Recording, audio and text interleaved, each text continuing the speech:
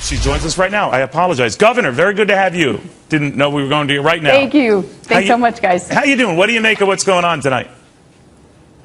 Oh, it's a great night thus far. A lot of hope, I think, and a lot of appreciation by the American public, who just common sense conservatives, appreciation for people willing to put themselves out there in the name of public service, especially the newbies out there, those who hadn't run before and had a great showing tonight so far. Now, some of the newbies, some of the ones you supported, aren't faring as well. It's still early. Things could change.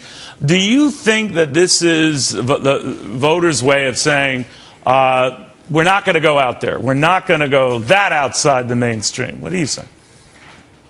No, I think voters are saying, it's an anti-crony capitalism, anti-corruption vote that you're seeing tonight.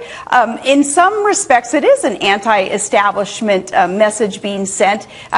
But the specific races that you're referring to that my picks aren't doing very well, like who, what? Well, I'm talking in general about third-party candidates, like in Georgia. And in Louisiana, where the third-party candidate is not faring well, and the possibility of is still there, certainly in Louisiana. But I'm just wondering whether the party is coalescing around more establishment candidates. And I way too early to tell. Well, way too early to tell. But and we have to hear from your state later on, Alaska. But what do you make of it? Yeah. Well, Georgia, I don't think that's a consideration in the column that you just put it in. And Louisiana, Rob Maness, the colonel who is running, he's a Republican. He's not third party. What's going on? They're fighting back and forth within the Republican Party. That's what I'm saying. These are the conservative alternative that might. Not third party. Yeah. Right. Go ahead. Yeah. No, I think that Americans are saying that no more status quo. And some specific states, though, like, say, McConnell's state, there in Kentucky, they re-electing him based on the experience that he brought to the table, and they not obviously preferring the Democrat over the Republican. It's not an anomaly, but I think it just speaks to that state's particular want and need for that experience in there. Now, there are other states, like up here in Alaska, where we're really paying attention to what the federal government is doing to us and locking up our lands and over-regulating industry, driving industry off our shores and, shoving them on to foreign shores. And because of that, we're paying attention, saying we cannot afford another D in his side of the ledger, and that's why Sullivan up here is going to do very well tonight. When you look at the people who are emerging after this night, Governor, it's still early, and I was talking to Paul Ryan, I talked to Mike Spence, and some of those whose names have come up as possible 2016 candidates. I know we're getting way ahead of ourselves.